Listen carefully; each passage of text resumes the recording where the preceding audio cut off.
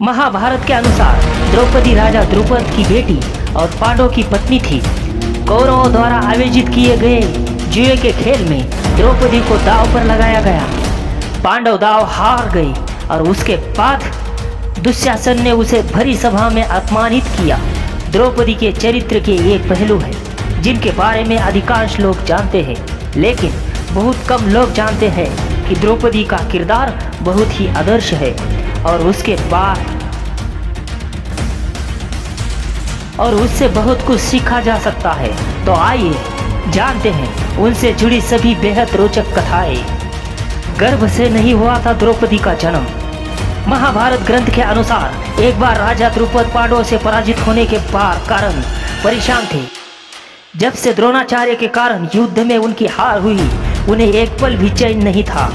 राजा द्रुपद चिंता के कारण कमजोर हो गए। वे द्रोणाचार्य को मारने वाले पुत्र की चाह में एक आश्रम से दूसरे आश्रम भटकने लगे। ऐसे ही भटकते हुए वे एक बार कलमाशी नाम के नगर में पहुंचे। उस नगर में ब्रह्मचर्य का पालन करने वाले और स्नातक ब्राह्मण रहते थे। वही उन्हें दो ब्राह्मण रायाज और उपयाज मिले। उन्होंने पहले छोटे भाई उपयाज से अपने लिए पुत्र प्राप्ति हवन करने के लिए प्रार्थना की। फिर उपयाज के कहने पर उन्होंने याज से प्रार्थना की। उसके बाद याज ने राजा द्रुपद के यहाँ पुत्र प्राप्ति के लिए हवन करवाया। उस अग्निकुंड से एक दिव्य कुमार प्रकट हुआ। वह कुमार अग्निकुंड से निकलते ही गर्जना करने लगा। वह रथ पर बैठकर इधर उधर घूमने लगा। उसी वेदी यानी हवन कुंड से कुमारी पांचाली का भी जन्म हुआ। पांचाली यानी राजा द्रुपद की पुत्री द्रौपदी कमल की पंखुड़ी के जैसे आंखों वाली, नीले नीले घुंघराले बालों और कोमल होठों वाली थी। ऐसा लगता था मानो कोई देवांगना मनुष्य शरीर धारण करके सामने आ गई हो। इसके बाद ब्राह्मणों ने दिव्य कुमार और कुमारी का नामकरण किया। उन्होंने कहा, ये कुमार असहिष्णु और बलवान व रूपवान होने के साथ ही कवच कुंडल धारण किए हुए हैं। इन पर अग्नि का प्रभाव दिखाई देता है, इसलिए इनका नाम दृष्टद्युम्न होगा। यह कुमारी कृष्ण वर्ण की है, इसलिए इनका नाम कृष्णा होगा। हमारे सामने ये प्रश्न खड़ा होता है कि द्रौपदी को क्यों मिले 5 पति। द्रौपदी पूर्व जन्म में एक बड़े ऋषि की गुणवान कन्या थी। वह रूपवती, गुणवती और सदाचारिणी थी, लेकिन पूर्व जन्मों के कर्मों के कारण किसी ने उसे पत्नी के रूप में स्वीकार नहीं किया। इससे दुखी होकर वो तपस्या करने लगी। उसकी उग्र तपस्या के कारण भगवान शिव प्रसन्न हुए और उन्होंने द्रौपदी से कहा, तू मनचाहा वरदान मांग ले। इस पर द्रौपदी इतनी प्रसन्न हो गई कि उसने बार बार कहा, मैं सर्वगुण युक्त पति चाहती हूँ। भगवान शंकर ने कहा, तूने मनचाहा पति पाने के लिए मुझसे 5 बार प्रार्थना की है, इसलिए मुझे दूसरे जन्म में 1 नहीं 5 पति मिलेंगे। तब द्रौपदी ने कहा, मैं तो आपकी कृपा से 1 ही पति चाहती हूँ। इस पर शिवजी ने कहा, मेरा वरदान कभी व्यर्थ नहीं जा सकता, इसलिए तुझे 5 ही पति प्राप्त होंगे।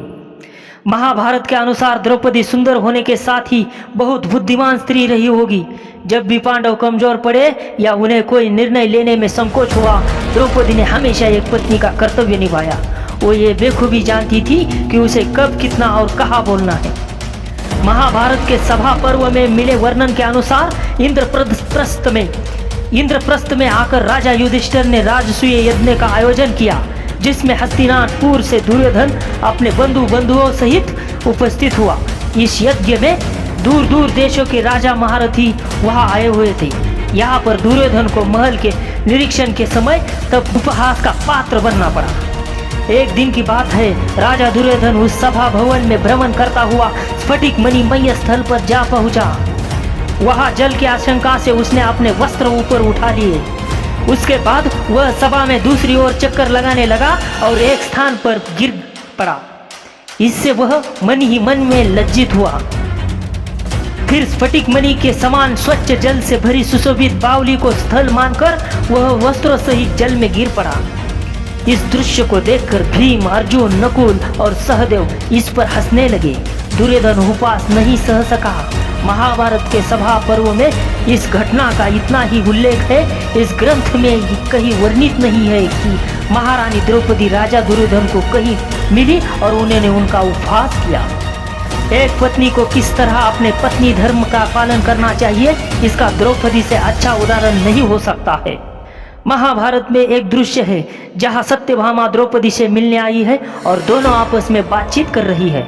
सत्यभामा ने द्रौपदी से पूछा कि सखी, मैं देखती हूँ कि तुम्हारे पति पांडव तुम्हारे वश में रहते हैं, वे सभी तुम्हारे अधीन है। सो आप ये रहस्य मुझे भी बताइए कि आपके 5 बलशाली पांडव पति आपका इतना सम्मान क्यों करते हैं। तब द्रौपदी बोली, सत्यभामा, तुम मेरी सखी हो, इसलिए मैं तुम्हें बिल्कुल सच बताती हूँ। मैं अहंकार और क्रोध से दूर रहती हूँ।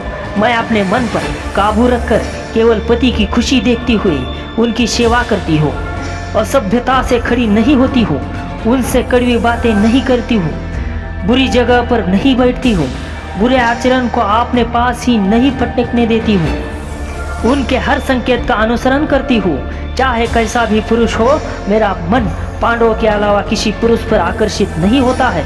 पतियों के भोजन के लिए बिना मैं भोजन नहीं करती हूँ, उनके नहाए बिना मैं नहाती नहीं हूँ।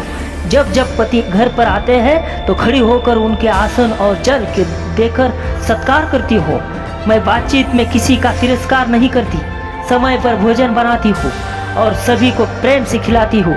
मेरे पति जिस चीज को नहीं खाते, नहीं पीते, सेवन नहीं करते हैं, उनसे मैं दूर रहती हूँ। मेरी सास ने मुझे जो भी धर्म बताए हैं, मैं उनका पालन करती हूँ। विपरीत समय में अपने पति का हर संभव सहयोग करती हूँ। तो मित्रों, मिलते हैं ऐसे ही बेहतरीन वीडियो में। मुझे आशा है कि आप इस वीडियो में कुछ तो सीख कर गए होंगे।